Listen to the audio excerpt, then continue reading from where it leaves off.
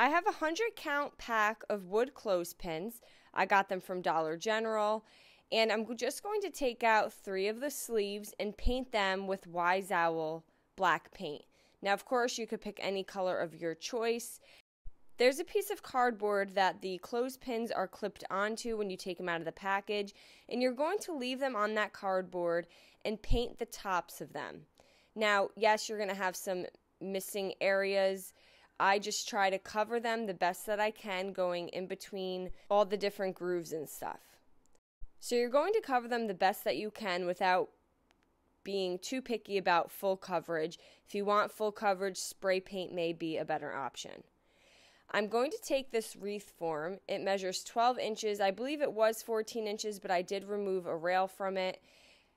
And I'm going to clip my clothespins on the inner 2 rails. I used a total of 60 clothespins for this particular wreath. I got this wreath form from Dollar General, and I did clip one of the rails off. Once I had it fully covered, I'm then going to hit it again in the areas that were obvious that I missed, like the point of each clothespin because they were all touching, and then I'm just filling in other areas.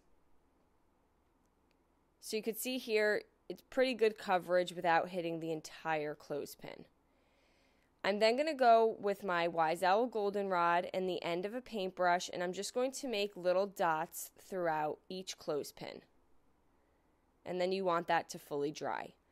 I found this garden flag from the Dollar Tree. It says Home Sweet Home, and it has a little beehive at the bottom. I'm going to use the Home Sweet Home and wrap it around this little circle that I found from Hobby Lobby. I'm just folding it over the circle and then holding it in place with some staples. It does not have to be perfect because then we are going to place that circle in the center of the wreath.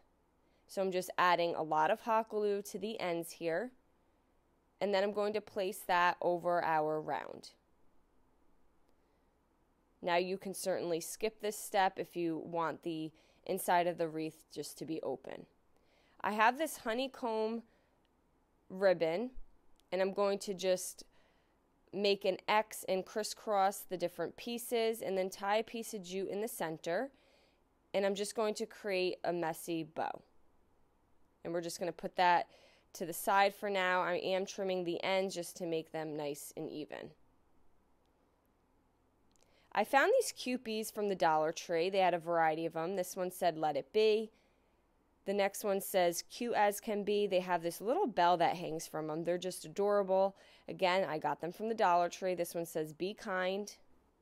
The next one says, "Be happy." And then the last one has no bell, but it's just a gnome holding a flower. So you could pick any one of your choice. I'm going to go with the "Be happy." I'm going to remove the bell from the bottom and the hanger from the top. Don't throw your bell out because we're going to put it back on. And I'm going to find where I like my gnome to sit. Once I'm happy with the placement, I'm going to add some hot glue. Now I did go back and add some E6000, let it dry overnight, and it held much better. So I do recommend the E6000 when gluing metal onto wood. And then I'm just going to use these clamps. I get these from the Dollar Tree. They're great for holding things in place while the glue dries. I'm going to take my bow and I'm going to glue it at the top. And then I'm going to hang the bell back on, but I removed some of the links so it's not hanging so long. We're going to allow that to dry overnight. And I did add a sunflower to the center of my bow. And I really hope you enjoyed this. I love making the clothespin wreaths. Thank you so much for watching. Paint products, tissue paper, transfers, mesh stencils, and wood cutouts can all be found on our webpage at chalkitupfancy.com.